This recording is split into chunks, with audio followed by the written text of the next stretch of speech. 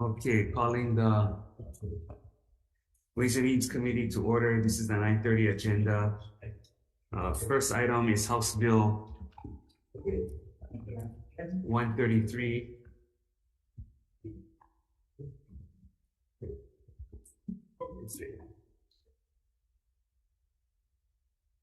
Okay, recommendation is to pass with amendments. The Senate approached this biennial budget with the intent to create an OHA financial plan that included priorities for legal services and representation for OHA beneficiaries, climate change adaptation and mitigation strategies, and economic stability for families. The Senate draft of the OHA budget includes the following highlights. From the general fund, 87 million in general funds, or so much thereof as may be necessary for fiscal year 23-24, and for the sum of 3 million in general funds for fiscal year 24-25 for beneficiary advocacy. Also appropriated out of the Public Land Trust Fund the sum of 3 million for fiscal year 23-24 for beneficiary, and the same for 24-25 for beneficiary advocacy. Also 500,000 in general funds and 500,000 in trust funds for his fiscal year 23-24 and 24-25 to be expended for protections of INA, including climate change adaptation and mitigation strategies and practices.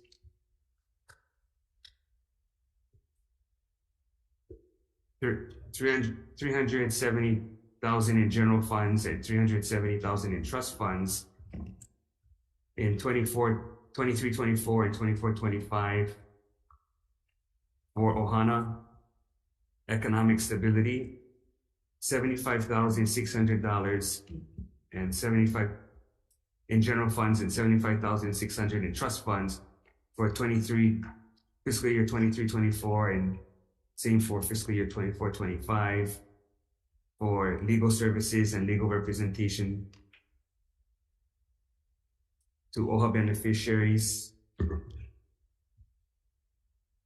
65 million or so much as may be necessary for 23-24 in general funds for the repair of bulkhead repairs. 6 million to conduct an environmental impact statement, and 13 million for Kukani Local. Any discussion? If not, Chair Butler. The recommendation on the OHA budget is to pass with amendments. Chair voted aye. Vice Chair votes aye. Senator Aquino. Aye. Senator Coit. Aye. Senator Inouye. Aye. Senator Kanuha. Aye. Senator Kidani. Aye. Senator Kim. Aye. Senator Lee. Aye. Senator Marawaki. Aye. Senator Wakai. Yes. Senator Favela. Aye. And one member excused. Your recommendation adopted. Thank you. Next item, House Bill 382. Chair recommends passing with amendments. We're going to, the Senate draft highlights includes 2.3 million in fiscal years 24 and 25 in general funds for guardian ad litem contracts, adding $565,128 in fiscal years 24, $753,504 in fiscal year 25 in general funds to raise judge salaries in the courts of appeal, First Circuit, Second Circuit, Third Circuit, and Fifth Circuit, adding $596,478 in fiscal year 24 in general funds for new courthouse in First District, added $200,000 in general funds for parent-child residential program in First Circuit, at 1 district court judge, 2 clerks, and 1 bailiff, with $360,676 in fiscal year 24 and $360,048 in fiscal year 25 in general funds to better serve Oahu's rural residents in Waianae, Waipahu, Ewa, and Kaneohe in First Circuit. Adding $491,876 in fiscal year 24 and $496,808 in fiscal year 25 in general funds for the new Hale Hilinai building for juvenile shelter and juvenile services in Honolulu in First Circuit. Add 2 court bailiffs and $98,216 in fiscal year 24 and $97,872 in fiscal year 25 in general funds for district and family courts in the Third Circuit, adding $75,000 in general funds to fund a social worker to staff a 0 to 3 court in the Third Circuit, and at cost of living adjustments of $1,788,820 in general funds to support contracts for service providers that implement programs such as those for child abuse victims, sex trafficking, physical abuse, substance abuse treatment, treatment of sex offenders, domestic violence, and shelters. Any discussion? Not sure what's that. Okay, on the judiciary budget, all members are present. Any reservations? Any objections? Recommendations adopted.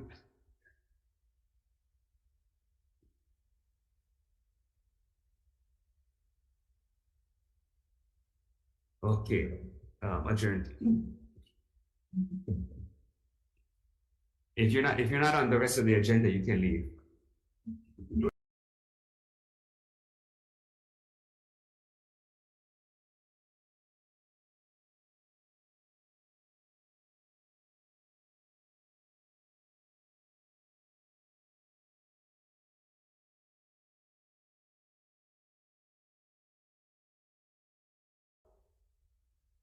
Okay, calling to order the Ways and Means 935 agenda for decision making. This is House Bill 852. Recommendation is to pass with amendments effective the date of 25th. Any discussion? Not sure what's that. Okay, with all members present, any reservations? Any objections? Recommendation adopted. Thank you. Okay, calling to order the 940 agenda. This is for hearing. Okay, first item, House Bill 954, Go Tax.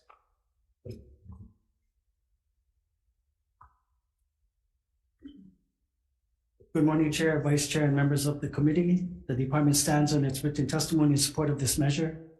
Thank you. Thank you. Members, any questions? Office of the Governor.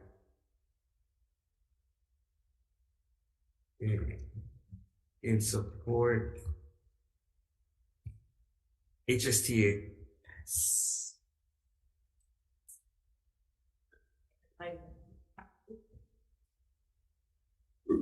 Aloha Laverne Moore speaking on behalf of Osa Tui, President of the Hawaii State Teachers Association. We strongly support this tax bill. And what's interesting is how they broke it down. So teachers really need it, and please support it. I'll be back for the next one. Thank you. Thanks. Members, any questions? No questions. Hawaii Appleseed Center for Law and Economic Justice.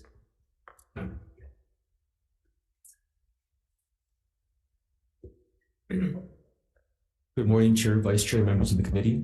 We would like to affirm our support for this bill, primarily due to the expansion of the EITC that is proposed in 954, and we are talking about 954 at the moment, right?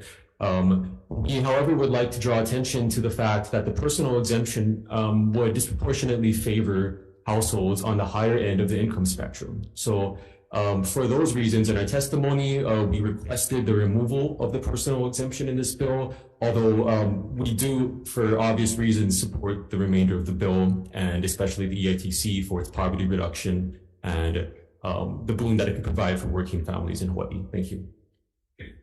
Thank you. Members, any questions? If not, Holomua. We'll stand on our testimony in support of 10 years. If everybody could just turn off their phones. We'll stand on our 20 support. Thank you. Thank you. Any questions? Aloha United Way.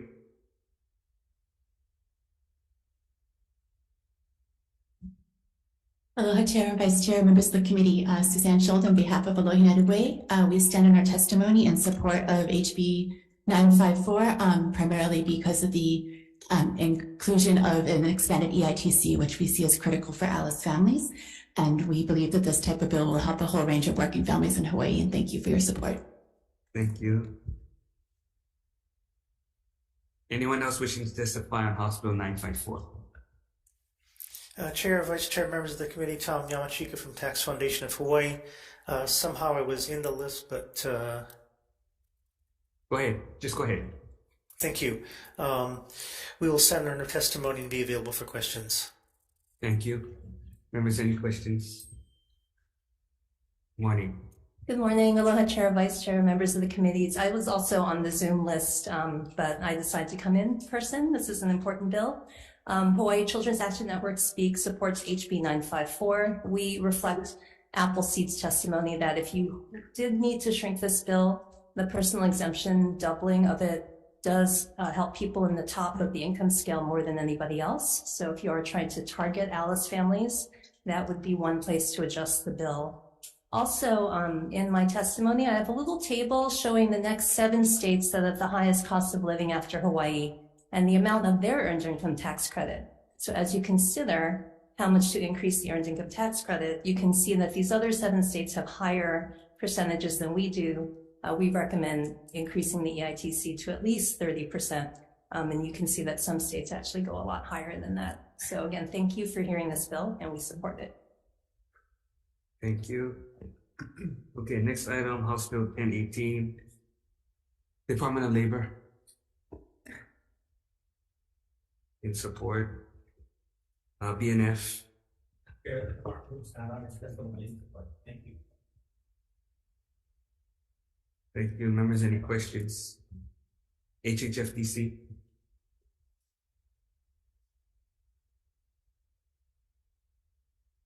Morning, Chair, Vice Chair, members of the committee. HFTC is in strong support of this measure, and we would like to note that of the 300 million that was appropriated last year, 147 million is going to the Tier 2 mixed income rental projects, and the remainder is would go to our regular funding round, which is presently ongoing. Thank you. Members, any questions? Anyone else in person wishing to testify?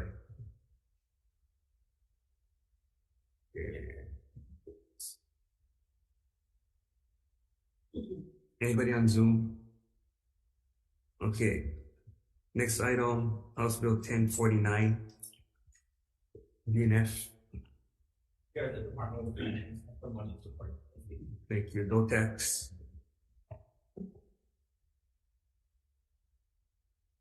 Good morning, Chair, Vice Chair, and members of the committee. The department stands on its written testimony in support of this administration measure. Thank you. Thank you. HSTA. Good morning, Chair and members of the committee. Laverne Moore, speaking on behalf of Oso Tui, President of the Hawaii State Teachers Association. The HSA strongly supports this bill. In our written testimony, the stories you see of the different islands that teachers are spending the money, they are here today. They're the ones, we are the ones that use our money to support our students when they do not have the supplies. When the CTE teachers, when one of the machines break down, you don't have time to do a budget. You don't have time to write a purchase order. The teacher takes it out of their personal pockets to pay for broken machines that are going on in the schools. Teachers truly need this tax credit. Tax credit. We have many teachers who do not have mortgages. They do not make enough money or have expenses to take off their taxes. So please remember your 13,600 teachers when it comes to vote on this bill. We truly need it. $500 in a pocket is $500. Thank you so much for the opportunity to testify. Thank you. Office of the Governor. Okay. DOE. Catholic Charities.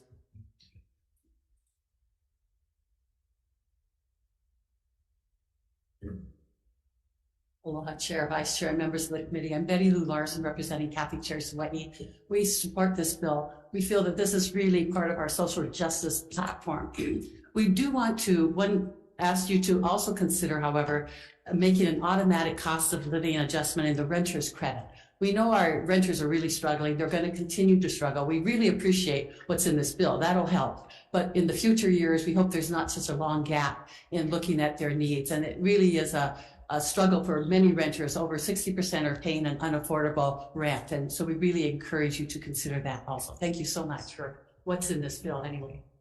Thank you. Appleseed Center. Good morning, Chair, Vice Chair, members of the committee. We express our support for this bill as well. We also want to highlight how the creation of a state child tax credit, which is contained in HB 233, would amplify all of these tax measures. This child tax credit would help working families with children directly with their expenses. And we believe that is needed in addition to the EITC as well. Thank you. Thank you. Members, any questions? I didn't hear you. So the governor sending, is he sending support for this bill? Yeah, they have a position of support. Okay, this is funny because he never come. Nobody was here for two of the last bills. Kolomua. We stand on our testimony and support. Thank you, Chair.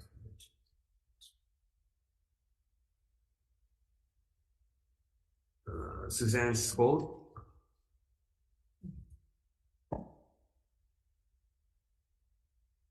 Thank you, Chair, Vice Chair, members of the committee. Suzanne Schuld, on behalf of Aloha United Way and the Alice Initiative support HB 1049. Beyond the previous support for 954, which would add EITC, we also see a huge need to have dependent care credit and really support this bill because of its support for renters, which are one of the groups that the 2022 Alice report showed were disproportionately impacted by cost of living. And of course, for our teachers in the state who also take on extra credits to help with our public support, and that they need that as well. We believe this bill will help a wide range of families and those struggling to maintain their lives in Hawaii and can prevent a outflow of our teachers and other workforce to other states. We strongly support 1049 and thank you for your support. Thank you. Tax Foundation.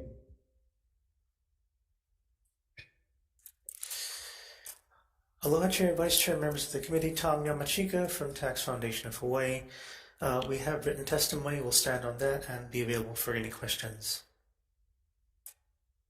Thank you.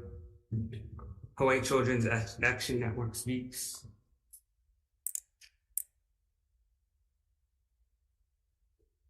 Aloha again, Chair, Vice Chair, members of the committee. Nicole Wu from Hawaii Children's Action Network speaks. We support HB 1049. Certainly we support the tax credit for teachers, anything that can help keep them here, and teaching our children is important. With the Child Independent Care Tax Credit, currently it's pretty restricted. It's great that we have one, but only 25% of your care expenses can be claimed, for a cap of $2,400 if you have one child, or $4,800 if you have two or more children. Recent studies show that childcare in Hawaii is about $13,000 a year. So if we really want to help working parents stay in the workforce and afford childcare, the boost in this bill would go a long way. And as Catholic Charities mentioned, the renter's credit is very important. It hasn't been updated in decades. So for example, right now, a single mom with two children making $35,000 a year here in Hawaii does not qualify for the renter's credit because the eligibility limit is $30,000 a year. This bill boosts the income limits and the amounts that they could get. So that mom, for example, now can't get anything. If this bill were to pass, she could get over $900 a year. That can make the difference, making rent, staying housed for a lot of our lower income families. Both of these credits, have some phasing out at higher incomes, so they are well targeted at families who are struggling to stay here and thrive in Hawaii. So thank you again for hearing this bill. Thank you. Anyone else wish to testify? Okay, we're going to defer decision making till Tuesday, 10:35. Oh, go ahead. Aloha, Chair and fellow senators. Senator DeCoit is my senator, so thank you for all your hard work. Senator Gil Keith Agron, I work in his district at Maiawena Intermediate School. And I'm here to testify for this bill and all the other bills that help make sure a teacher can stay in Hawaii and support our keiki. As our NEA president, Becky Pringle, has an analogy that this isn't the moment where you're driving up Haleakala Highway and your check engine lights up. It's actually when your engine is on fire and you got to pull over the side of the road and call the fire department, put out. The teacher shortage at Maiawena Intermediate School, before the pandemic, we could fill every single classroom. Last year was the first year on my team where we didn't have one math teacher. And then this year we have 7 open spots, or 6 vacant teaching positions. So when you're talking about closing the teacher shortage crisis and closing learning loss, we need to make sure we have highly qualified teachers in our classrooms and not emergency subs. So emergency subs that come in, and one only lasted a month because she got upset, took the kid's phone and threw it against the wall. All right, so we need to get highly qualified, trained teachers so our kids can aren't stuck in the cafeteria throughout the whole day or throughout a day. The $500 teacher tax credit would help me pay for spaghetti and marshmallows to make earthquake-proof towers next week. Also, I've spent money on donors' shoes to fill the holes that my community didn't fill up so I could get microscopes for my students. So it really helps all of our teachers afford the things that we pay for our school. So I really hope that the Senate and the House treat this like the emergency it is, treat it like it's COVID, and make sure that we end the teacher shortage crisis. I've been doing this for about 8 to 10 years, and we were talking about the teacher shortage crisis in 2016, and it's getting worse and worse and worse. So I hope you guys treat it like the emergency it is. And thank you, Senator Agron, for always having support us. And we love you, Lynn, as well. So thank you guys. You're my senators. Go ahead. Come forward, state your name. My name is extemporaneous speech. My name is Tiffany Edwards Hunt. I'm a teacher in Puna, Hawaii. I'm looking at Drew and Lorraine because they are my senators on the Big Island. I wasn't expecting to testify today, but Mr. Fitzpatrick inspired me today. I'm one of those teachers who did not benefit from compression, although I want to express gratitude to all of you for making some of our more seasoned teachers feel a little bit more cherished. I appreciate them because this is my second career, and I would really benefit from a $500 tax credit as someone who doesn't rent, as someone who doesn't benefit from that compression. And I'm constantly paying out of pocket in order to provide for our students out in Puna, whether it's a cup of noodle or pencils or pens or things that you can't anticipate at the beginning of the school year. You cannot say no to a child. And that's the mindset that I have. I also want to stay stoked about this profession and be in it for a very long time, because being around children actually brings me joy. And so a little bit of an incentive like a $500 tax credit goes a long way towards keeping the morale lifted, and it keeps highly qualified people in the room. I can't tell you how many people we need in Puna to be our teachers. And the more that we give incentives for the profession, the better. And I just felt like clapping for all the people that gave you testimony today, because this is really a critical issue for us, is making sure that we have highly qualified people in the classrooms. Thank you very much for listening to my testimony today and for all your hard work for the people of Hawaii. Aloha. Thank you. Okay, anyone else? We're gonna defer decision making to Tuesday, 10:35 in this room.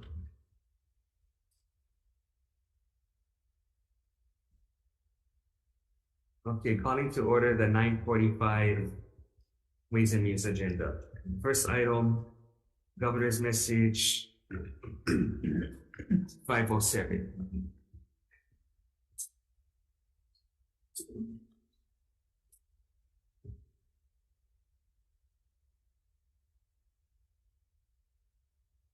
Road tax? No, I'm sorry, DOT. In support. Hawaii Energy Office. In support. ADC. In support. Department of Labor. In support. Public Safety. I guess nobody wants the budget director to release their funds. BCCA. Madam Chair, stand on our testimony report. Thank you. Human Services.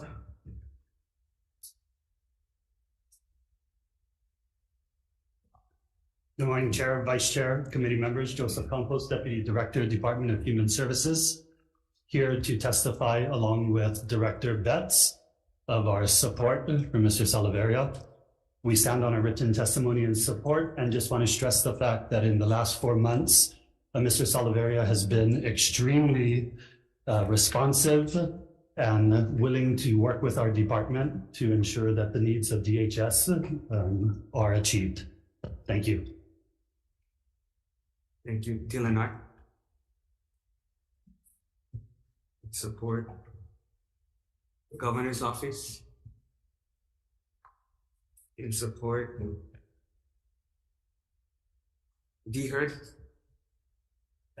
Department Statistics, Swinson. Thank you. HTDC.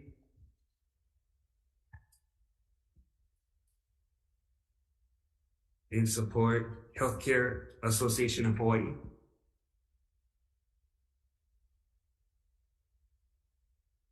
Good morning, Chair, Vice Chair, members of the committee. Thank you for the opportunity to testify in strong support of Lewis for this position.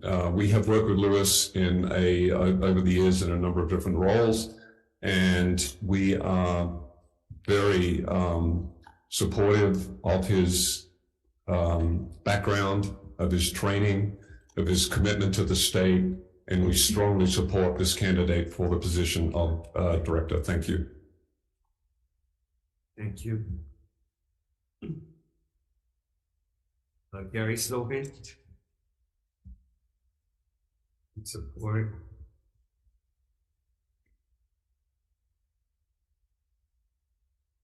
Ryan Yamani.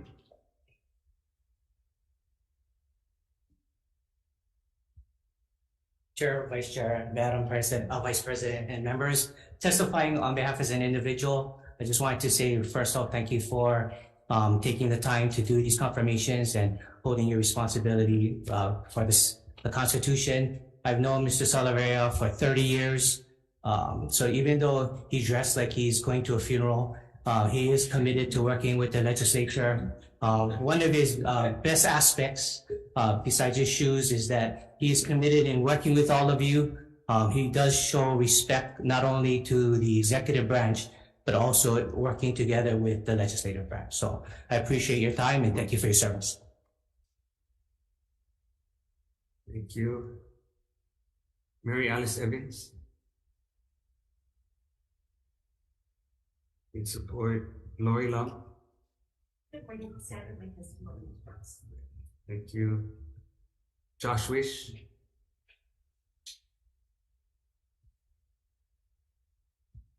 Good morning, Chair, Vice Chair, members of the committee. Josh Wish, testifying in my individual capacity. I can't say, like Brian, that I've known Lewis for 30 years, but I've known him for over 1 decade, and I've gotten to work with him in a variety of capacities during that time. And it's just, he's always struck me with his intelligence, his good humor, even in stressful situations, and his just utmost dependability and integrity. So I stand in strong support of his nomination. Thank you very much. Thank you. Keith Regan. Chair, stand on my written testimonies. Anyone else? Please come forward, state your name. Jordan Lowe, Department of Law Enforcement, Chair, Vice Chair, and committee members. I'd like to stand on our written testimony, but also add that Lewis and his staff at BNF has been instrumental in the establishment of the Department of Law Enforcement. Thank you. Thank you. Anyone else? Still written testimony in support. I submitted it a couple of days ago. I apologize if you don't have it. Okay, thank you. Anyone else wishing to testify? Not, Mr. Salavera.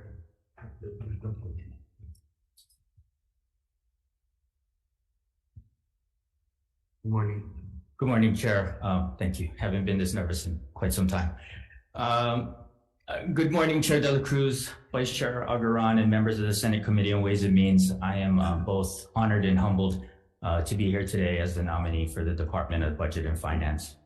You have my resume and my questionnaire, and I'm happy to answer any questions that you may have regarding that material. But with your indulgence, I'd like to share with you some of my thoughts and experiences, and I hope that I can inform you of my commitment and desire to do this job and to do it well. I've spent my entire career directly in the fields of budget, finance, and economics.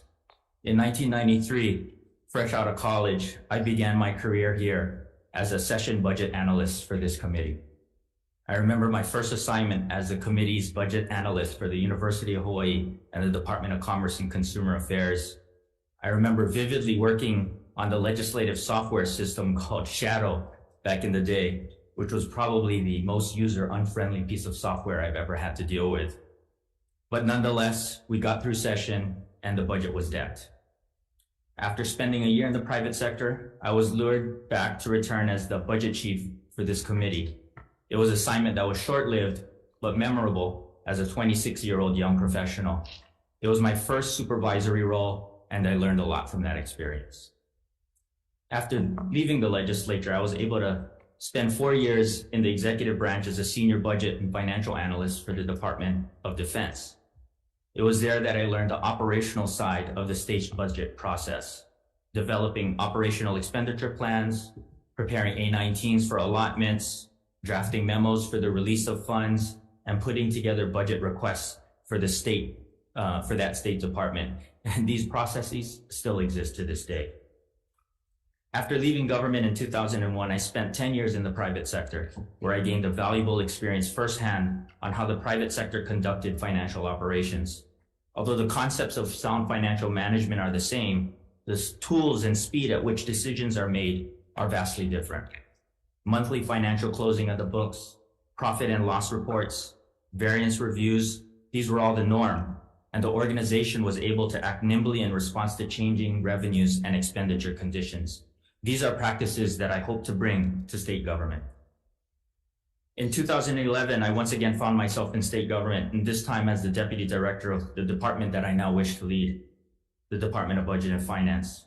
We governed on a platform of strengthening the state's credit. We led a turnaround in the state's financial picture, leaving the state with ending balances after first starting with significant deficits. We got an upgrade in the state's credit outlook, and we made some very bold moves, especially in the areas of unfunded liabilities. Sadly, we were not able to finish some of the work that we started, such as modernizing the state's financial management system. After leaving BNF in 2014 and spending 4 years having the opportunity to lead another department and another 4 years back in the private sector prior to this commitment and disappointment, I find myself coming full circle again, back to the Department of Budget and Finance with a renewed sense of mission and enthusiasm to improve, modernize, and transform the way government manages public funds. If given the opportunity, I will continue to work with the legislature and the executive and all stakeholders to make foundational changes that will increase transparency, accountability, and performance in government finance. I will make the deployment of a new financial management platform that includes a new general ledger, accounting, budgeting, and capital project system one of my highest priorities. And I will work to bring the state's financial plan into structural balance. I would like to review and update our key performance indicators to better inform the public on the use of public funds. And I will take a look at long-standing policies and procedures to see if they meet the expectations and standards necessary to operate government today. The department will operate under 3 simple but significant tenets. And the first is to protect and strengthen the state's credit. The second is to analyze and measure data in order to improve. And the third is to modernize, modernize, modernize. Since assuming this role 17 weeks ago, I've been able to support the development of the executive's operational and capital request budget, assist in the development of a proposal which could provide the largest tax reform package ever, analyze the financial situation of one of the state's largest projects, assist in the release of GIAs, reevaluate the state's contracts to upgrade its financial management system, analyze, assist in the negotiation of public sector union collective bargaining and state employee healthcare benefits, and personally review over hundreds of requests for expenditure releases and allotments. The Director of Finance has a fiduciary role in ensuring the appropriate use of public funds, and I am grateful for the opportunity to conduct the state's business.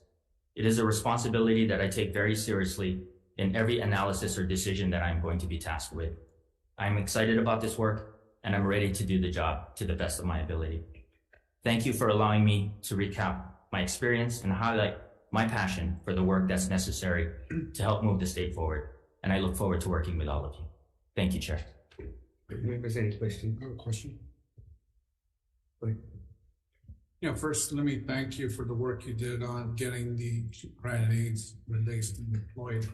I did have a question about the testimony from the governor's office.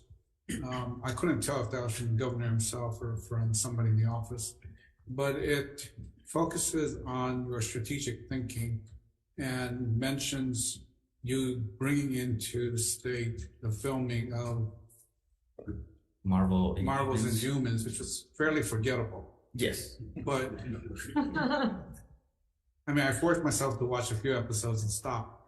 I just wanted to see what the Capitol looked like in filming, but it says that it brought in about $40 million in economic activity. Yeah. So how, I know that that was in a different department, but how is that approach going to be shown in your thinking about what BNF can do? I think as the department continues to evaluate requests from all the departments, it should be based upon an analytical approach on what kind of services it's providing. In that particular case, and it's unfortunate because I remember reading the Inhumans comics, and it was actually great comics. It just didn't translate very well into film. Maybe the wrong black both. Yeah. But I think, every expenditure of public funds has to add value to the people of the state of Hawaii. And I think in that particular case, when we advocated for, and the reason why Disney and Marvel did bring that production to the state was back then the state's commitment for the film tax credit. And so I advocated for that during my time there.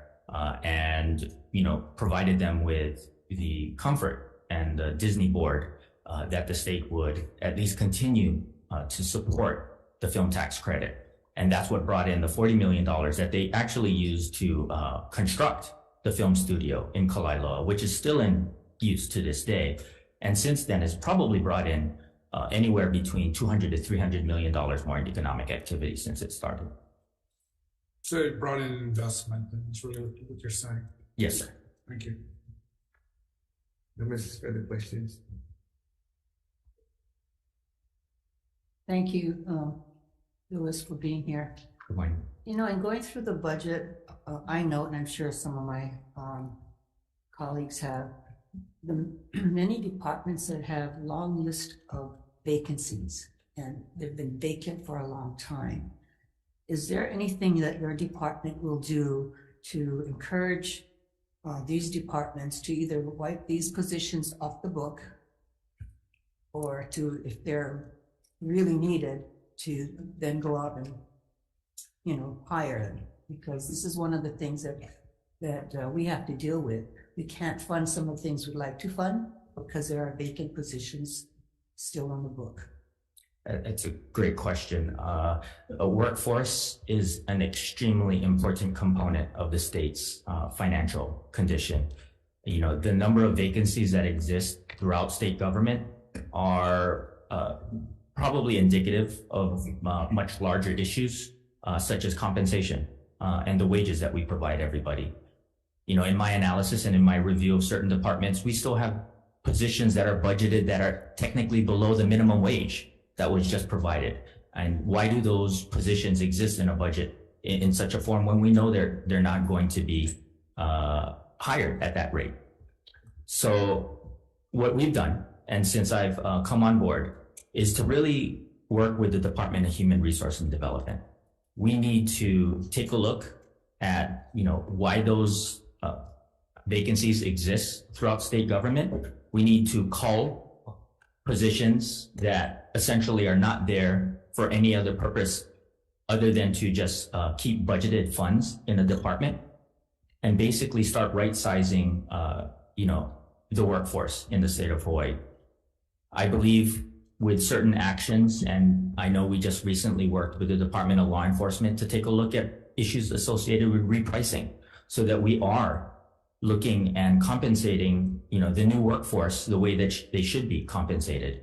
Because to be honest, Senator, we're not competitive, and we need to take a look at our existing operating budgets, see what we can do to right size our budget, and so that we can start attracting the right workforce that we can. And so I hope that given some of the things that we've done in working with the Department of Human Resource and Development, as well as working with some of the departments, to really kind of start taking a look at the workforce, because it's an integral component of what we do as a state. Thank you. So do you have a timeline when this project will be completed? By next year's budget, will we have a clean slate of vacancies that are truly going to be hired? I would like to, yes, take this time, especially once the session is over, to work with the Department of Human Resource and Development, and to basically start looking at every department, take a look at what their vacancies are, take a look at aging reports, how long these vacancies have been in there. Even take a look at things like, what are they budgeted at and what are they currently being operated at, so that we can really start, analyzing the data that exists. Because, it's one of the weaknesses that I believe we have in state government is the transparency of expenditure and budgeted information. It's one of the reasons why I think upgrading our financial management system is one of the highest things on my priority. But taking a look at what we have with the resources that we have, I want to work with every single department before the start of next session, so that we can provide you, the legislature, with an appropriate analysis and review of the workforce that exists. Thank you, Director. Mr. DeQuinn. I guess, thank you for being here. So how would you prioritize which department you would look at increasing salaries to attract better employees that would want to retain those positions? Which department would you prioritize first? I mean, because I know we don't have a computer system, but we got the data. The data's there that, competitive salaries are not competitive if we look everywhere at the rank it. So which department would you prioritize first? I would love to say my own, actually. Good. I think the best thing to look is to look at our professional people, but this is a priority for the entire state, and I think it's one of those things where once you start looking at one particular department, the analysis and the review of compensation as it exists within state government translates into every other department. So it is kind of coming up with a template on what the new government workforce is going to look like. So I can't say that there's going to be one particular department that would be prioritized, but it would be a position, because there are positions that exist within state government that go throughout, state government. Program budget analysts exist in every department. Office assistants, 1, 2s, and 3s exist throughout state government, and these are some of the positions that you look in the private sector. We're not competitive, and we struggle to fill these positions. So I guess what I'm trying to allude at is every time I'm in the public and my community, they always seem to say, hey, you know what, this department's top heavy. Will your analysis employee look at top heavy and literally prioritize that to say, maybe it is top heavy here, and can you define or identify what would that position's pay be, Because as you know, some of them has taken on double role outside of what the description of a union would define as. Is that? That would be included in the analysis, absolutely. I think that there's a requirement to take a look at how departments are compensating, not just its civil service employees, but as well as its exempt employees too as well, to basically take a look if there is equity within the department. I mean, if you have somebody that's in a particular position that's exempt, but is technically doing the same work that somebody who is a civil service position might be in, we need to take a look at that and find out if there's an alignment that needs to happen with regards to those types of positions. Thank you, Chair. Okay, members, we only have to 11. So what I'm going to suggest is we continue to ask questions of the nominee till 10:30, and then we move on to the other two GMs. So if we can allocate at least 15 minutes for the other two, and if we finish early on the other two, we can go back to whoever we have time for. Sure. Anything you want, Chair. Senator Kim. Good morning. Thank you. I know we talked some when you met with me, but you mentioned transparency. Are you willing to look at some of the accounts over at the University of Hawaii for transparency? The revolving accounts, millions of dollars of state funds parked into some of these accounts, the internal service orders accounts that we don't know exist, or we don't know what the balances are. We don't know how that money's got there, whether it's being utilized for the right purposes. I am willing to look at every department's, accounts, including that of the University of Hawaii, and every single department. I hold the fiduciary responsibility of the Director of Finance. My statutory responsibility is the appropriate use of all public funds, no matter where they are. And so to answer your question, yes, Senator. Well, I'm glad to hear that, because it seems like in the past it's been hands off because so-called autonomy, but as far as general funds being appropriated and then some of these monies are being parked in these funds that we don't know about. The other example is the practice of the state paying for the fringe for non-general funds. I mean, there's a statute that does not allow that, prohibits that, and yet BNF for over a decade has been doing that with no statutory authority. Now, if that happens, then I know it's still going on now, and you're working at, stopping that as of June of this year, and I hope that goes as planned. What would you do if that came up on your watch? Would you continue that practice because that's the way it's been done for the last so many years? No, I would not continue that practice. I believe that a position or any type of funding or expenditure needs to be paid for with the means of financing that it was set up to be paid for with. So how could the department violate a statute for so long and continue to do it, and then a governor to issue an executive order that confirms or supports that practice to continue for another 2 years, and the AG writing that executive order without even mentioning the statute? How can that happen? I cannot opine on the thinking that existed, but what I can tell you is that would not be the position that I would take, and that is not the kind of recommendation or advice that I would give the governor or the legislature for that matter.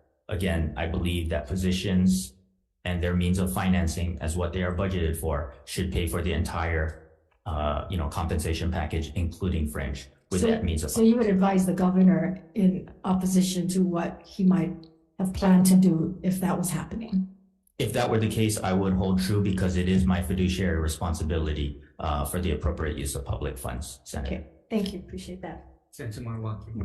Just to follow up on vacancy question, and also as you look at what should be eliminated, what should be reconstituted in state government, the program memorandum hasn't been done for like 20 plus years, maybe 30. Also, we talk about metrics. How are you looking at measures of effectiveness as a way of looking at what is needed in the department, and how are you going to be working with the departments? Because this has been a longstanding problem. Thank you. It's a great question.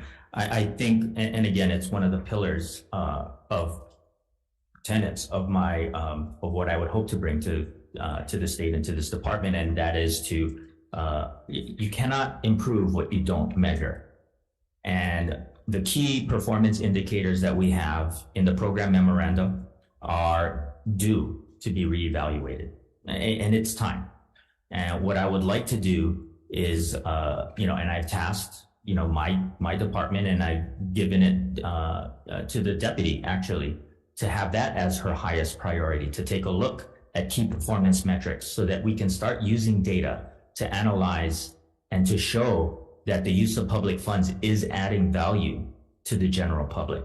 And so, you know, I would like to see the program memoranda updated.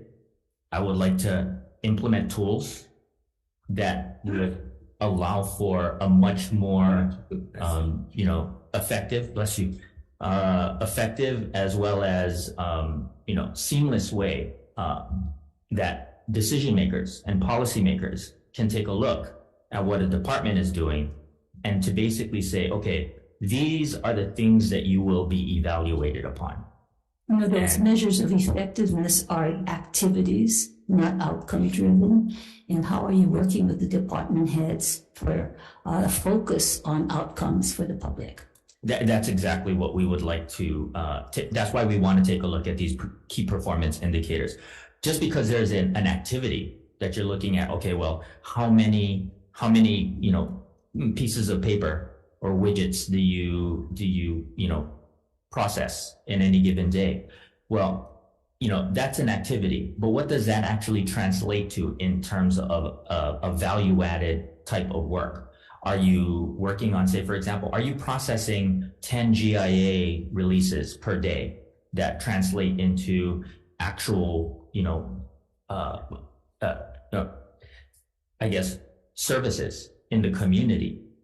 It's one way to just kind of show a particular activity, but the activity has to have a story behind it. And that's where I believe the program memoranda, when it was initially developed, was meant to do, but has since over time kind of become more of an activity-based kind of tracking mechanism.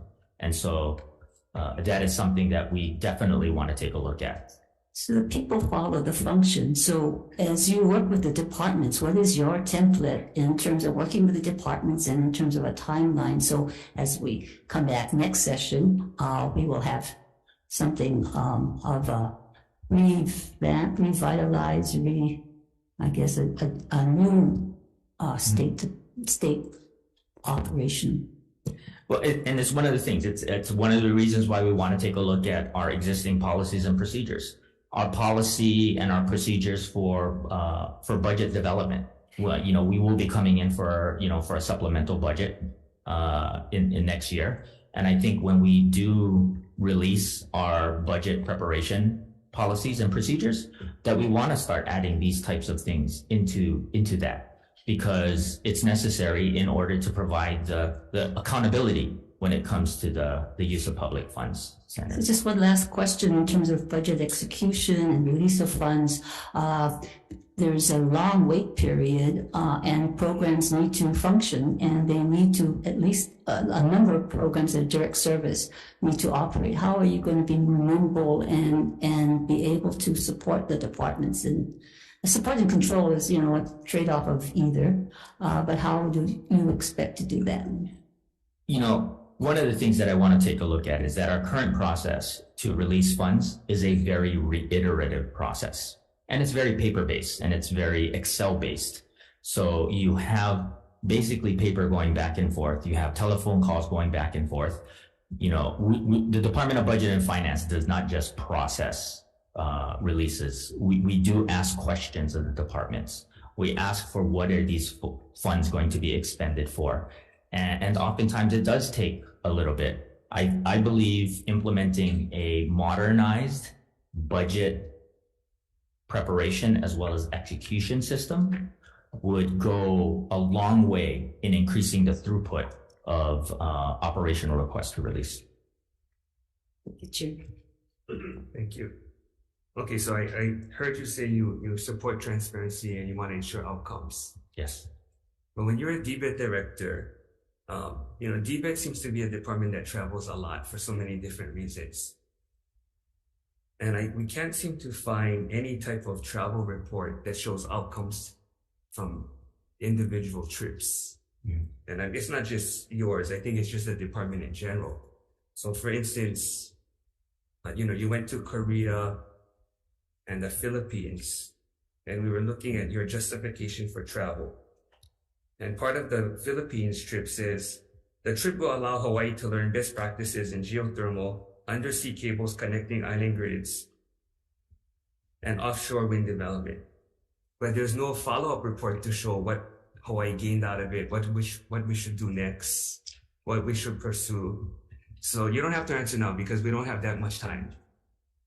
But I would like you to look at your questionnaires, questions number 2 to 4, and I can help you with all of, because I think we have a copy of all of the trips. Sure. So we can give you a copy of, we can work with you in giving you what we have and the justifications, and we want to see what the outcomes were.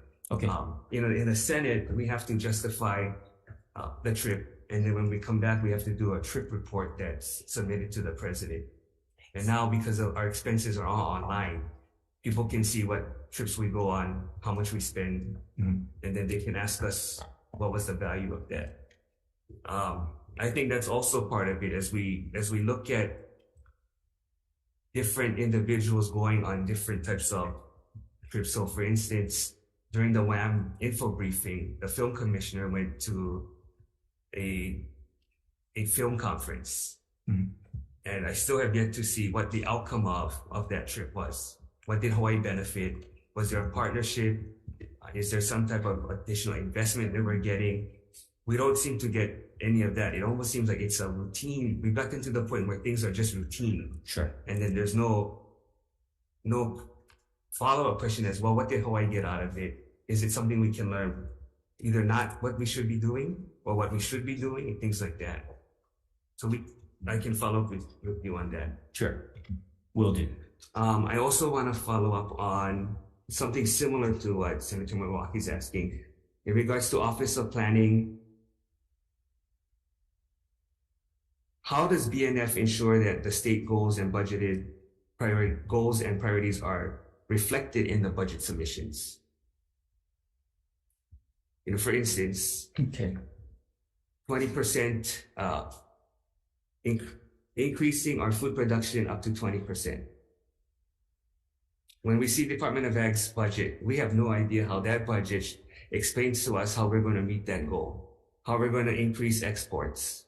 We have no idea how that budget ensures that we're going to increase exports. So if we were to look at that with every department, what we should be doing, we don't see that as it come to us as part of the budget requests.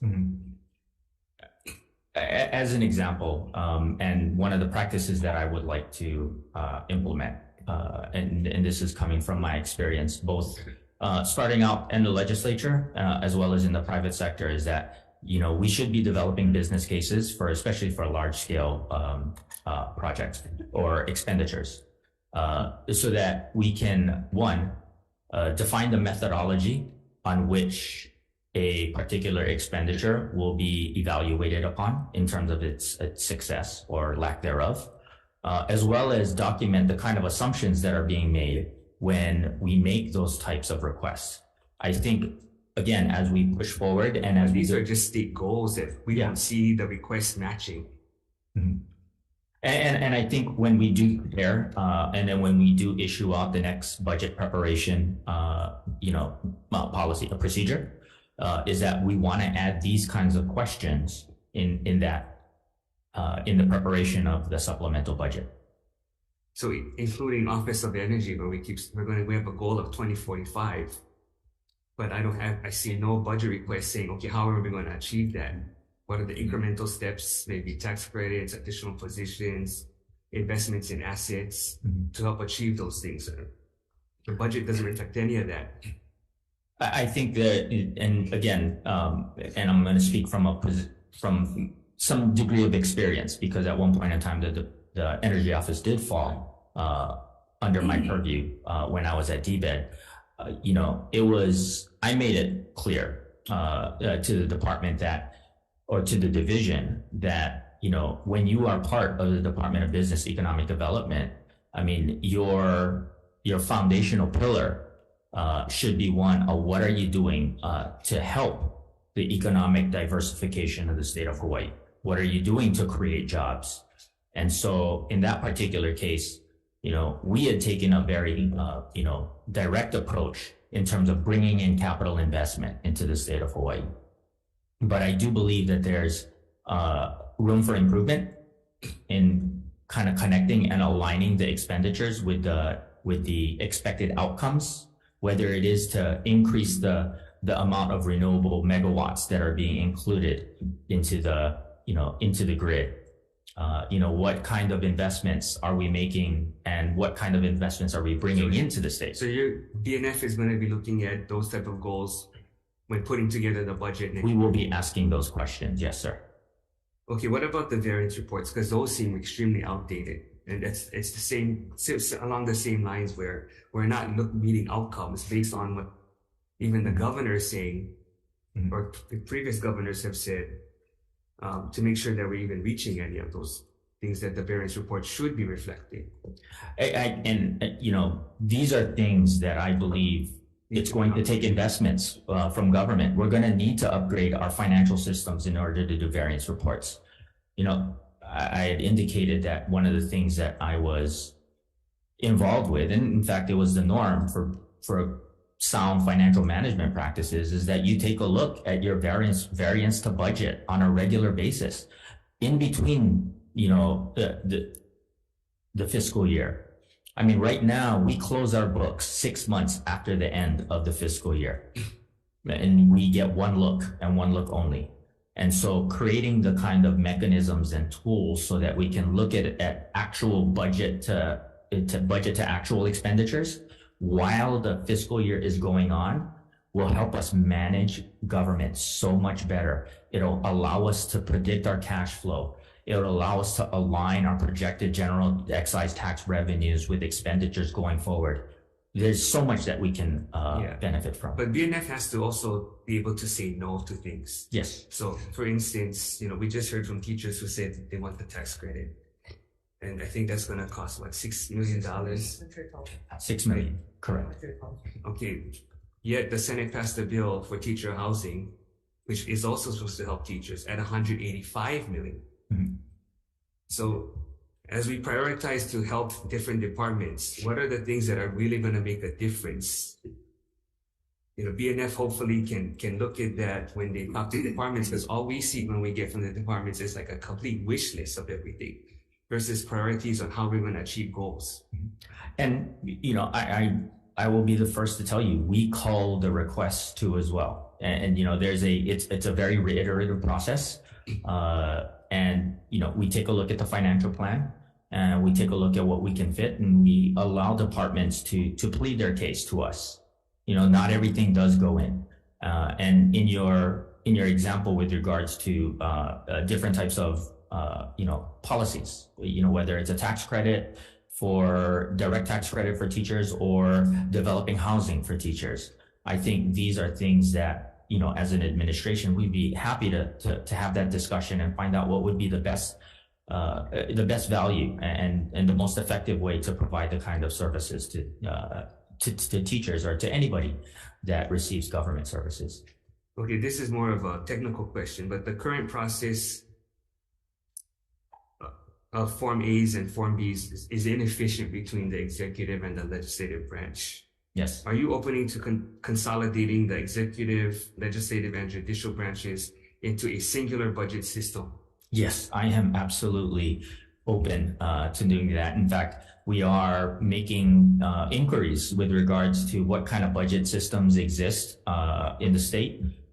We've had meetings with people to basically take a look at, okay, what has the state of Maryland done? What has the state of Tennessee done? They actually have operational budget systems that reduce the reiterative paper-based process that we currently have.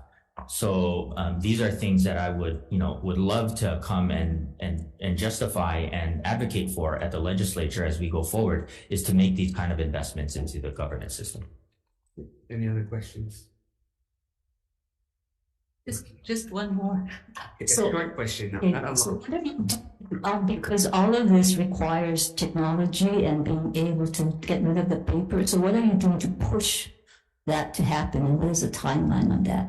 Because all of what you're saying is as what you'd like to see depends on technology, doesn't it? It does. It absolutely depends on technology, and more so, it depends on taking a look at our existing processes. Okay, wait, I just want to say, technology, money, yeah, that's all true. But what it really takes is leadership.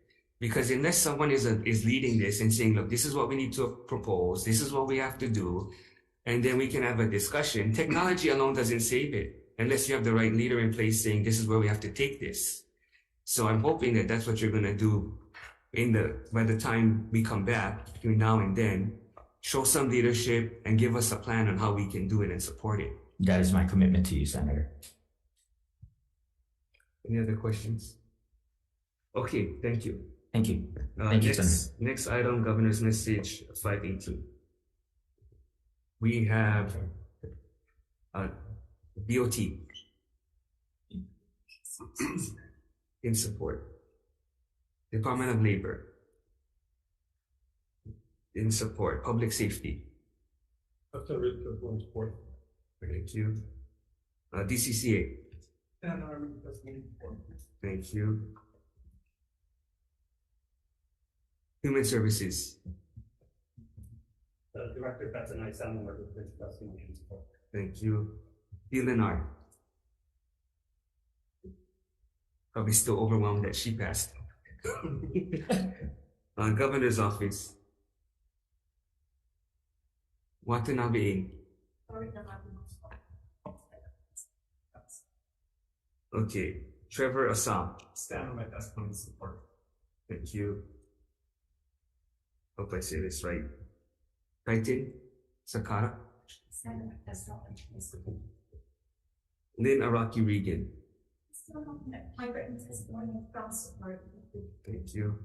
Kristen Sakamoto. Stand on my written testimony. Thank you. Mihoko Ito. I stand on my testimony. Thank you. Keith Regan. Stand on my written testimony support. Thank you. Anyone else wishing to testify? Okay. Director Subramanian. Oh, go ahead. Jordan Lowe, Department of Law Enforcement. I also stand on my written testimony and support, but I would like to add that I've worked with Gary for approximately 4.5 years during my time at the Department of Taxation. While he was a supervisory deputy attorney general, and I found him to be very knowledgeable and professional. And the Department of Law Enforcement looks forward to working with him again to try to develop a robust criminal enforcement unit within the Department of Taxation. Thank you. Thank you.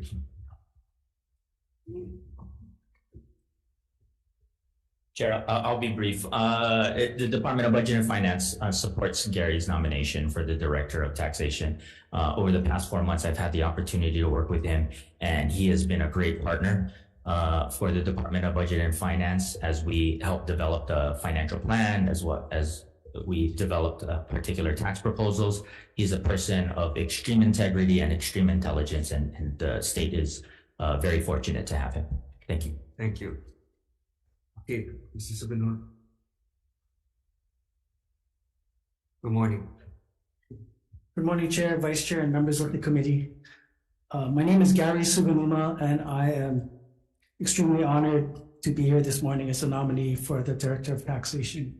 I have prepared a statement. I do understand that you are short on time, but okay, thank you. First, I would like to thank the Governor for his trust and confidence in nominating me to lead the Department of Taxation. I am truly humbled by the opportunity to lead such an important department responsible for the collection of tax revenues that fund programs and services that benefit and help all people of the state. and most recently served as a supervisor of the Attorney General's Tax and Charges Division for the past 5.5 years. During that time, I learned a great deal about the department through our attorney-client relationship.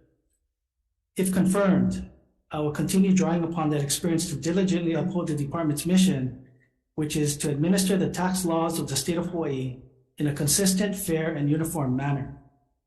My legal background will also help the department avoid unnecessary legal exposure and claims so that our energy and resources can be put towards making positive changes that benefit the department and the state.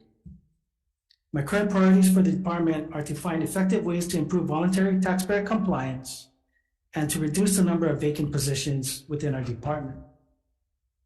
We will improve voluntary compliance by increasing taxpayer education and outreach so that taxpayers understand their tax obligations.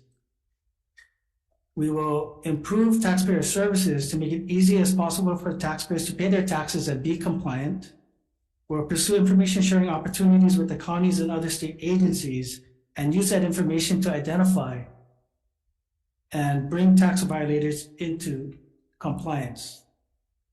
We'll make an effort to improve audits and assessments, and we will utilize the department's tax system modernization to increase our ability to catch non-filers and those committing fraud.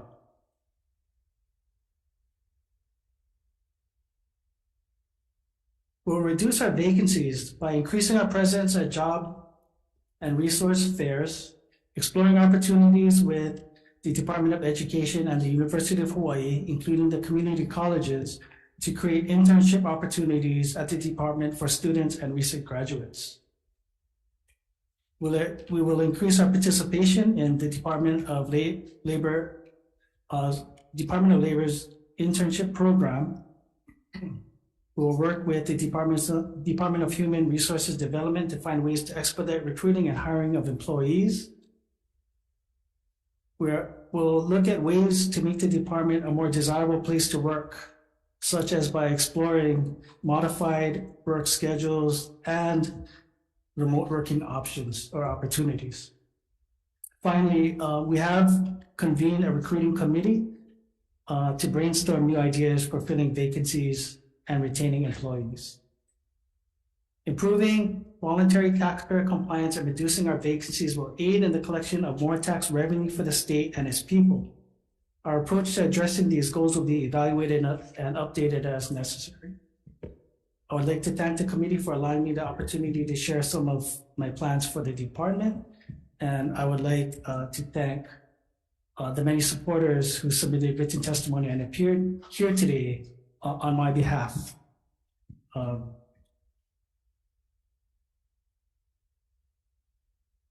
And I would also like to thank the many great people at the department who have been extremely helpful and supportive to both me and the deputy directors since our appointments several months ago. So thank you for the opportunity to share some of my plans with you. Thank you, Chair. Thank you. Members, any questions? I do. So, these questions are about really your experience in both the private sector and as the head of the Tax and Charities Division. When it comes to decisions on enforcement, who makes the final call? Is it going to be you as a tax director or the Attorney General's office? And you can draw on what your experience was. There's a lot of enforcement that is done by the department independent of any need for legal advice or guidance. And so we have a robust compliance department that already has the authority to work out, repayment plans and to settle cases. And I also have that authority as well. I would consult with the Attorney General's office if I had any questions or if my people had any questions in terms of, if there's a question in terms of the strength of our position on the taxes, just to get an idea of what a fair resolution would be. But we have that capability to resolve matters on our own, yes. Since you litigated cases for the department, For the AG's office, what's your feeling on the size of the taxpayer in terms of whether or not that person should, or that entity should be pursued versus sold? The default position of the department is always going to be to collect the full amount of the tax penalties and interest. With that in mind, we have to look at the big picture and determine how strong a legal position we have. Ultimately, how the taxpayer resulted in being assessed or determined to be uncompliant is also important too. So the Attorney General always has the final say then? The Attorney General will often defer to the department's determination as to. Well, you're talking like a lawyer when you were going through that soliloquy. So what is it? Is it the department's position to collect, or is the department going to just say, well, if the AG say we don't have much of a case? And you had testimony today for some of the largest law firms who are going to be representing some of the biggest taxpayers in the state. Ultimately, testifying in favor of you. So, I know that the bar can be incestuous. So how are you going to view the larger taxpayers if they're the ones that you need to collect from? So I think there's a difference. The Attorney General's office they have the authority when tax cases are in court. They have ultimate authority on the tax litigation. But when you have the larger companies who are taxpayers, they'll hire the best lawyers, and so they're not afraid to go to court. That's true. And the Attorney General's office is also not afraid. A lot of these tax cases can get resolved in motions practice. Very rarely do these cases have disputed facts. And so, at least in my experience at the Attorney General's office, if we have an opportunity to get the case dismissed or decided on the merits by motion, that's what we've done. Absolutely. I guess I'm trying to figure out if you're just going to go after small taxpayers, or if you're going to go after the corporations and the entities as well. Our goal is to treat taxpayers, regardless of the size of the dispute, in a fair and uniform manner. And so we'll pursue everyone. Other questions? Sure. Do you believe the governor's tax proposal that was discussed today, earlier this with WAM hearing, sustainable? I would have to defer to the Budget and Finance. My understanding is that we have enough room in the budget to afford those measures. From the position of the tax department, our concern would be whether or not we can implement those measures as written and within the effective date noted in the measures, and we don't have any problem with those measures. Well, except the renters, Yeah. the rent credit, right? There's one proposal that was difficult to. That's correct. I'm sorry. Okay, so you might want to clarify that part.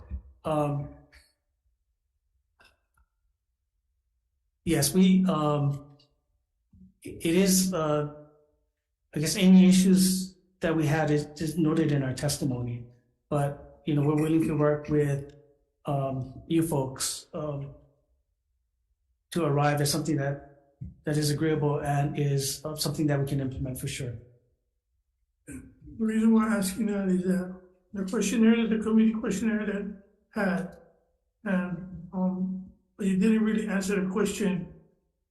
You instead of responding, saying again, referring what you just said now, the proposal within 6 years financial plan, even the lower forecast by the Council of Revenues, can you just kind of clarify? Because I know you didn't really answer that question. Again, you can refer to them, but I just kind of get what is your feeling on that? Are we gonna making sure that we take care of our obligations? No, but real quick, I think some of those questions could be for the budget director, because and I don't want to speak for the tax department, but they would prefer no tax credits no tax breaks. Yeah, No I mean, that would be they would the, prefer that would be nice zero for us. so that they can collect everything. It's really the governor and the budget director who's saying, we want to provide some type of relief, and then they have to fit it in the budget. But they would prefer zero. Yeah, we're not the ones necessarily advocating. Next question. So here in NSCOM, do you believe that, here in NSCOM? No, and in answer to your question, I mean, the honest answer for me is, I don't know. I just don't have that expertise. You know, Mr. Salaveria here does. And so that's why I can't answer. I'm not trying to be evasive. I just don't know. No. I just wanted to get some clarification because that was part of the questionnaire. Yeah. That's all. Thank you. Thank you. Yeah, I mean, when Director Trump was here, he tried to kill every tax Senator Kim, followed by Senator DeCoy. Speaking of your predecessor did not allow any teleworking. What is your policy on teleworking? We don't have anyone remote working at the moment. I think there is a place for it. I'm willing to explore it. I understand, especially this committee's concerns with measuring productivity for people that are working from home. And so certainly we wouldn't implement a remote working, I guess, we wouldn't implement that without reviewing DHER's policies and trying to see if what other, I guess, policies we would need, because we do deal with sensitive taxpayer information. And so if that information is being accessed outside of our department, that is a big concern. And so I'm open to exploring it, but I tell you right now that I will be extremely careful with any kind of remote working, arrangement that we come up with. Because it wasn't, according to the previous director, wasn't just the policy, but it was the fact that how do you keep track, how do you measure? There's so much to do in the department that it was just too much. And so that was part of the decision from what he shared with us. So I also wanted to ask you, have you replaced any of your managers or supervisors since you've been on? I have not. The manager positions that we have open right now, we do not have a human resources officer and a document processing manager. And we're recruiting right now. So you haven't replaced any of the supervisors? Now, and ultimately, I wouldn't be the one sitting on the selection panel for those. We let the division managers handle recruitment. Ultimately, it comes to my desk for approval, but. So you haven't employed anybody since you've been? I have. So when I came into the director's office in early December, I came into an empty office. So I have employed our office secretaries, and I have employed two other a government affairs type specialist that is helping with our legislative duties now. I just asked that because, I received emails from people in your department saying you've been employing your friends that have no experience in the areas and placing them on different positions. So I can tell you right now that I've employed, like I said, two secretaries that I really didn't know. One was an acquaintance through a friend. Okay, you don't have to go into details. Do you have a means for employees to be able to express their opinions on issues that may differ from yours? Absolutely. Okay, because again, they're saying that you're not providing those means and you're ignoring employee safety and wellness concerns. And I'm just reading from what was sent to me. I've never denied a request by an employee to meet with me. Never. That's not my style. So I can tell you right now, the deputy director sits right next to my office. We have an open door policy, basically. We regularly meet with all of the division managers every other week, and we have weekly legislative meetings. Why then some of them would be sending us this kind of information? I don't know. Because there's a number of things in here. Thank you. Thank you, Chair. Thank you for being here, Gary. And then thanks for asking that question. I was gonna ask the same. But I just wanted to say, it's good that you folks could come out or have your office come out and do that resource fair, because during COVID, there were so many new pop-up businesses that just didn't understand the tax part of it. So I just wanted to say thank you to you and your office staff for helping with them. Oh, absolutely. And thank you for letting us know about the Molokai Resource Fair. Happy to participate. And so we welcome those invitations. Thank you. Thank you, Chair. Hi, thank you, Gary. In your questionnaire, you say that you're going to improve audits and assessments. What exactly are you going to do to improve the audits and assessments? This morning, the Senate continued at 11:30. Members of the Senate, please assemble in the Senate chambers in 30 minutes. Wow. We do have limited resources to conduct audits. The deputy director and I, we both have experience litigating tax cases. Those cases resulted from assessments that came through the audit process. And so with that perspective and experience, I think that we can review the audit process to make improvements so that perhaps audits can be done quicker, and so we can look at more taxpayers that way. Assessments, I think there is a way to improve the quality so that when the assessments are challenged in court, that the state has the best chance of prevailing on any such challenge. Based on your experience then, what are some of the, just one or two examples of what you're actually going to do, or want to do to improve how you do your audits? I think with regard to the assessments, I mean, we've had cases before when they come into the Attorney General's office in a lawsuit. As an attorney, we look at the audit file and we wish certain things could have been done better to help us. So just an example of what that certain things to do better. Factual backup for some of the factual positions we take in writing. Sometimes relying on the wrong law.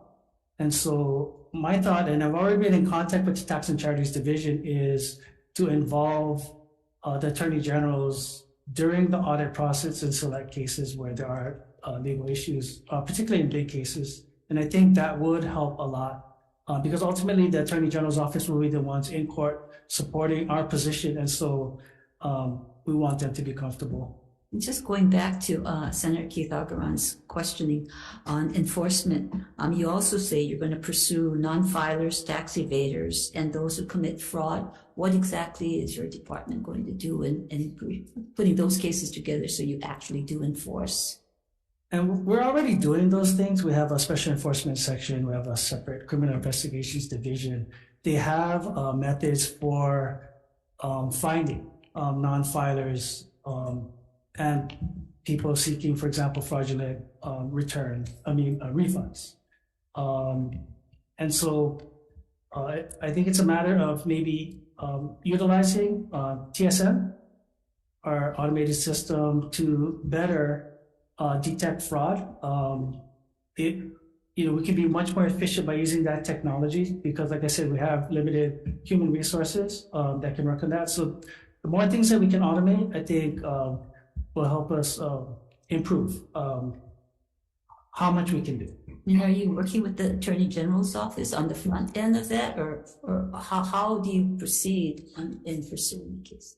So we have, for example, in our legislative budget requests this year, 2 positions to be basically analysts that would help figure out what modifications or features that we can put into TSM to catch fraud, or to detect fraud rather. And so I think those are the kind of efforts. I don't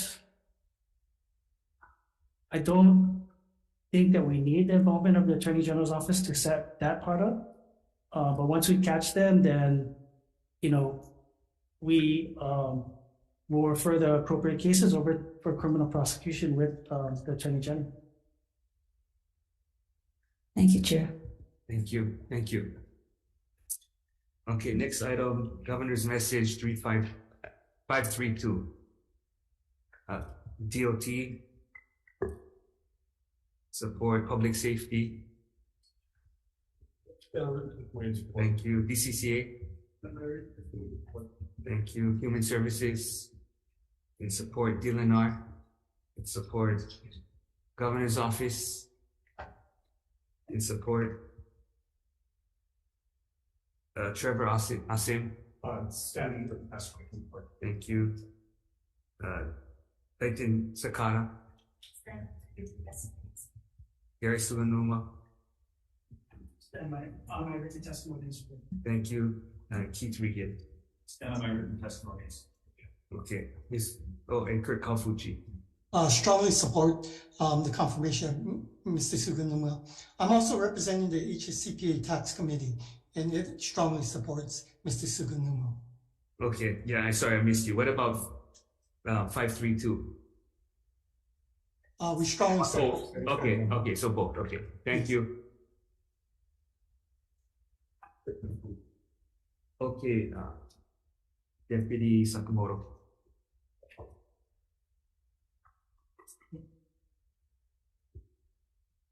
Good morning. Good morning, Chair Dela Cruz, Vice Chair Keith Agron, and members of the committee. Thank you very much for giving me the opportunity to appear before you today. I also want to thank the governor and the dedicated staff at DOTAX for really supporting us and welcoming me back to the department.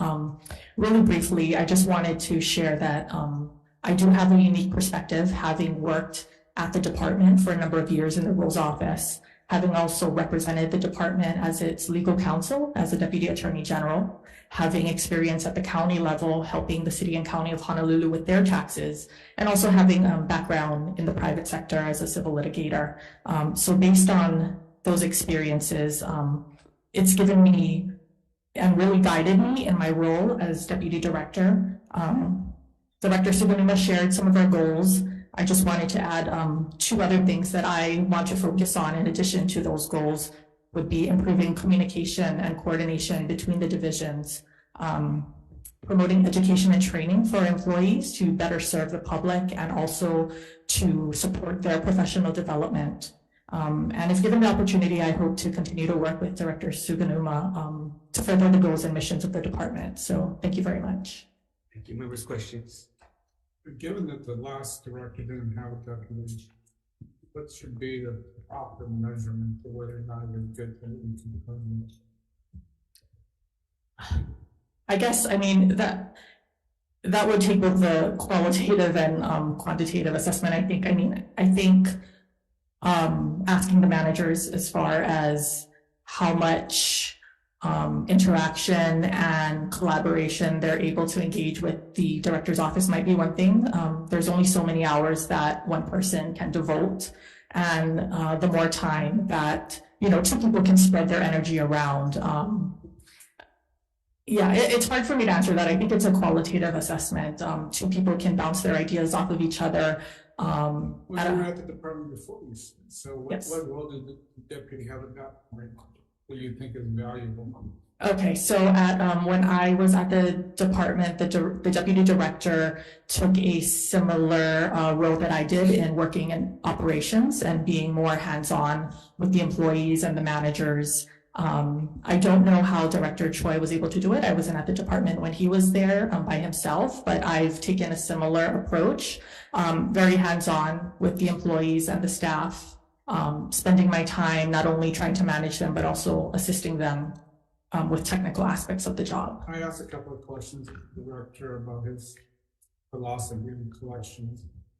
Do you share that philosophy? Since I think both of you in your responses to the questionnaires said that you work together and you understand each other. So.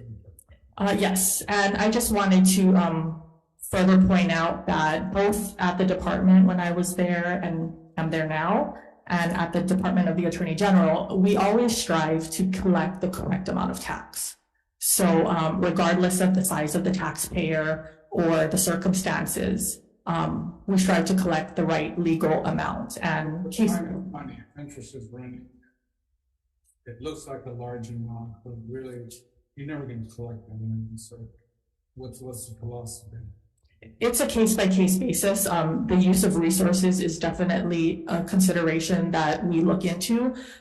Sometimes it's also looking at the circumstances. Were they intentional? Were they trying to defraud the state? And in those cases, sometimes it's important for us to take a stand and pursue egregious evaders and non-filers. Does Bright line as director seem to suggest that once it's handed over to the agencies make the final call, or if you're still working on it, then it's your call?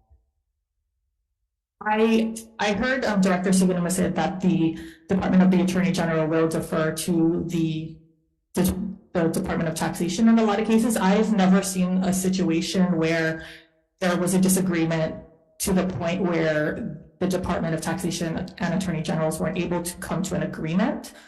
So I expect that to continue. And I expect as a leader in the Department of Taxation that we would engage the Attorney General's office. And if we disagree, we will let them know and hopefully be able to reach some type of consensus. The tax settlements come to the legislature for approval? No, they do not. That's what I thought. Thank you. Thank you. Just want to follow up on the questions I asked Mr. Sugunuma regarding what kind of means are there for employees to express their views on issues that may be in conflict with what the director believes or you believe? You know, we are very open. We welcome suggestions. Yeah, but what means are there? I mean, sometimes they might not want to speak to you directly, or they might not want to speak to the director because if it's concerns they have about the individual and their leadership, is there, what kind of means are there available to these employees? They could go through their managers, or they could submit a complaint through the HR process. So is it well known what the new management are open to these kinds of feedback from their employees, and you know the work environment? When we started at the department, we let everybody know that we are open as far as if the employees are aware of a specific HR process. I have not personally been involved with communicating that process to the department, but noting that these concerns have been raised, we will make a point to do that. Because the department has a history of employees raising these issues and concerns to previous directors. And so I don't know if the whole culture of the department is such that it's undergoing a better management, but hopefully that's something that you folks will take into consideration as you move forward, because we dislike getting these kinds of emails and feedback from employees. Yes, we will definitely make a point to educate employees about their rights and abilities to submit complaints. Thank you. Senator Ravel. Thank you. Have you discussed with the director on the specific areas of the department and programs that you would want to take lead on? We discussed, to some extent, yes. There are some areas that I have taken lead on. So for example, the legislative process this year is one of the areas. Day-to-day decisions that happen, for example, at the programming level, working with our business analysts, those types of things we have discussed, yes. Thank you, Chairman. Okay, we really need to. Okay, one quick question as a follow-up to your director saying that one of the areas is looking at remote work, the telework policy, and you are looking over the day-to-day operations. Have you discussed this with employees in terms of the policy, the telework policy, the state, and how you can execute it within your department? We haven't discussed it with the employees yet. We've discussed it with managers, and we've discussed needing to put together objective measures before any type of telework policy is put into place. So we will be working with the managers at looking at that option and whether there are standards that we could use if a policy is implemented. The manager said whether any employees were interested in is an incentive for them for the department. There has been interest within the department that has been expressed to us. Yes. Thank you, Chair. Okay, so Chair's gonna take one motion for all GMs. GM 507, GM 518, GM 532. Chair's gonna recommend advice and consent. Any discussion? Okay, just real quickly, in my interaction with all three individuals within the last, I would say, 8 weeks, we worked hard on the budget, we worked hard on these tax proposals, and they've been extremely flexible, accessible, open, responsive. Evenings, weekends, they've been able to provide information in a real short time frame. So that's been my experience, and so therefore I'm going to be recommending advice and consent. Any further discussion? If not, Chair votes aye. Okay, motion is to advise and consent on all three GMs. So first, on 507, any reservations? Any opposition? 518, any reservations? Any opposition? 532, any reservations? Any opposition? The recommendation is adopted. Thank you.